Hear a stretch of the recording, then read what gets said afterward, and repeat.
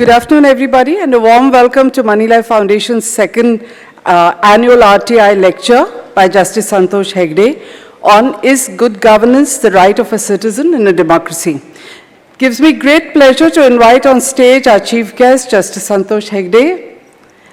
So may I request you to come up to the stage?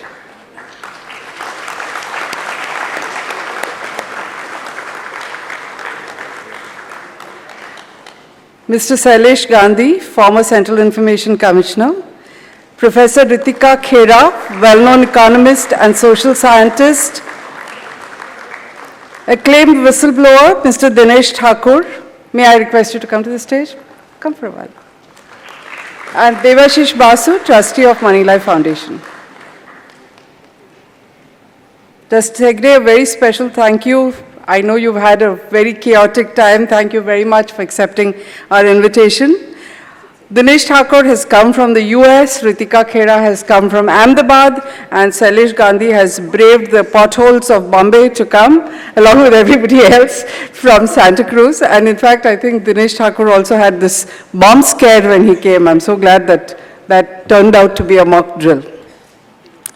Warm welcome to Moneylife Foundation members, trustees, concerned citizens, several RTI activists, eminent RTI activists who are here with us today, the many students who have joined us, and our event partners and all Mumbaikars.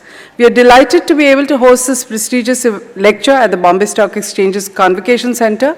I think most of you know that this used to be the trading ring where the bulls and bears slugged it out once upon a time. For those of you who are new to Moneylife Foundation, we started our journey in February 2010 on the realization that merely writing about issues is not enough. We need powerful advocacy, counseling, and sometimes litigation to influence policy in order to ensure a fairer deal for us as consumers, investors, and citizens.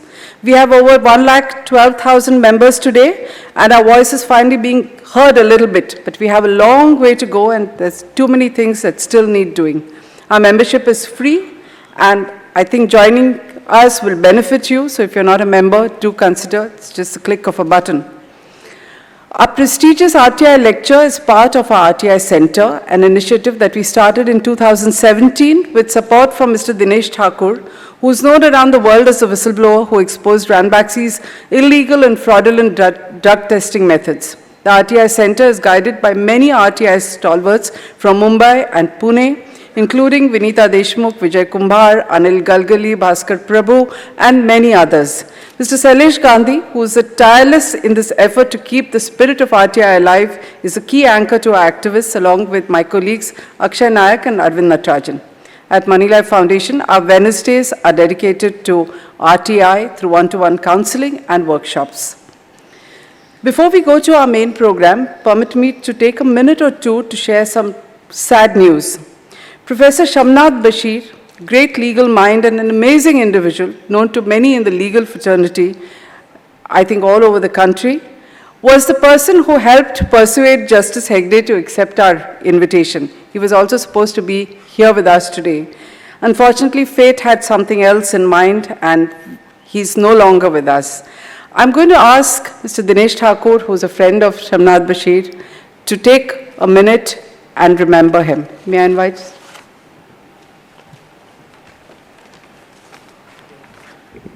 Thank you, Sucheta. For those of you who know Shamnath, what I'm going to say won't come as a surprise at all. For those of you who probably didn't have a chance to meet him and to sort of know what he was able to do, let me just take a few minutes. I'm sure we're waiting for Justice Hegde to start, but let me just kind of talk a little bit about what he was able to do. Little story. Back in 1994, a pharma company, international pharma company, got a patent for an AIDS drug, and our patent system was changing at that point in time. And when our patients wanted to actually litigate, find out, those patents could be enforced in India, Shamnath and his team essentially went to the Indian Patent Office and asked for prior art, because they wanted to know on what basis a patent was being granted by the Indian Patent Office to the foreign company in India. And at that time, RTI was very, very new. And by going by the Indian Patent Act, to ask for information from the Patent Office, they were charging 4,000 rupees a document. RTI law, it says 2 rupees a page. Shamnad wrote to the Prime Minister's office, Mr. Manmohan Singh's office. Not only he wrote, but he actually convinced 150 eminent people to join in that petition, which essentially led to him litigating this case in Delhi High Court, which essentially said that Indian Patent Office comes under the remit of RTI. When you think about RTI, you think about individuals using the law to try and make the difference. What people like Shamnad and his team did was they looked at the institutional use of RTI, how they could bring transparency.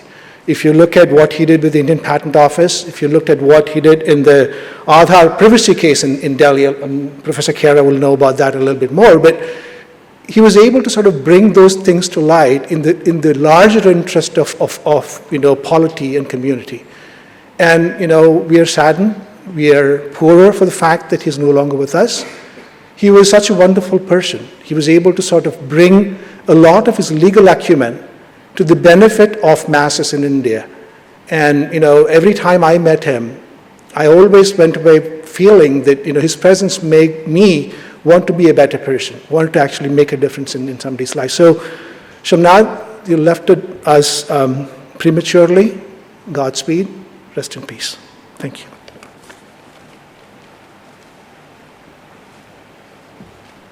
Thank you, Dinesh. We now come to today's program.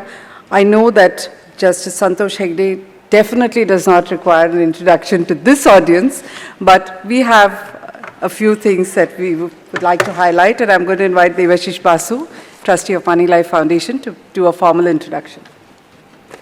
Good afternoon, everybody. On behalf of Moneylife Foundation, I'm pleased to extend a warm welcome to all of you to our second annual RTI Lecture, and thank you all for coming here today.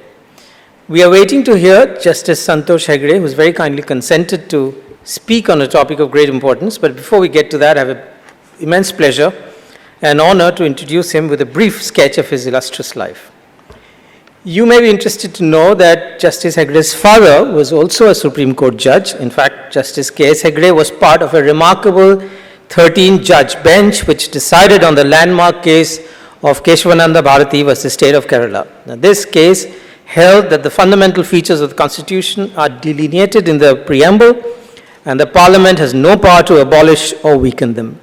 It may seem that, therefore, Justice Hegde naturally took to public service like his father, but, as he mentioned to Sucheta in a conversation, he's a destiny's child. He had absolutely no desire to join the bar. He wanted to become a hockey player.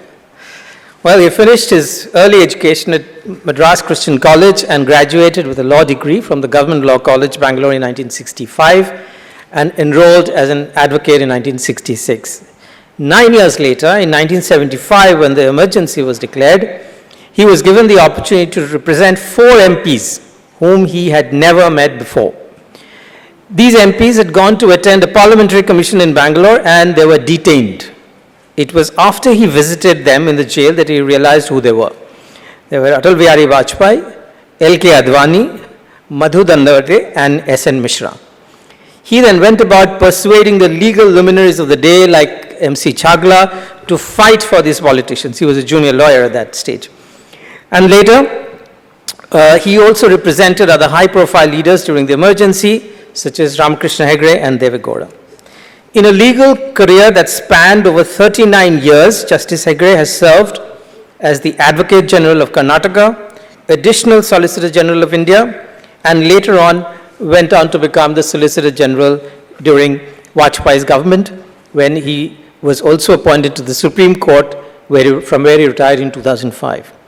Post his retirement, Justice Hegde was appointed as the Lok Ayukta of Karnataka for 5 years, where he was instrumental in exposing some of the major irregularities in the mining industry in the state. But in 2010, he resigned after an officer was suspended by a minister and he felt powerless to help him. While resigning, Justice Hegde said, "I'm not here to draw a salary, use the red beacon car and to enjoy the power. I'm resigning because I'm helpless to give justice and to fight against corruption." During my 3 years, all my requests have been turned down by the government. This institution is no longer available for the poor people. The resignation attracted very strong public protests. That was a time of a lot of public protests, if you remember, not as in now. And he was reinstated, and Justice Hegde withdrew his resignation. Post his retirement, he joined the Anna Hazare anti-corruption movement as a co-member of the team, where he worked for 18 months. He was also part of the committee that was involved in drafting the Lokpal bill.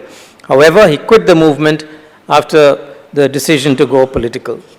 For his work in the field of social justice and exposing corruption, he has been given innumerable awards and also received 5 honorary doctorates from different universities. He has received the Nani Palkhiwala Civil Liberties Award and has been named as Times of India's Man of the Year twice. In the year 2010, he also received the NDTV's Indian of the Year for his contribution to exposing corruption. Apart from legal work, Justice Hegde now speaks at educational institutions to inspire the youth to think of public interest and greater good.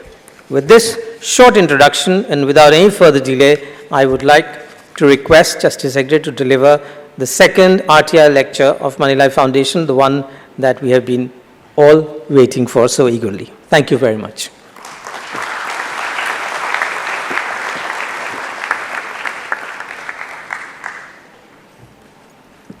Close this.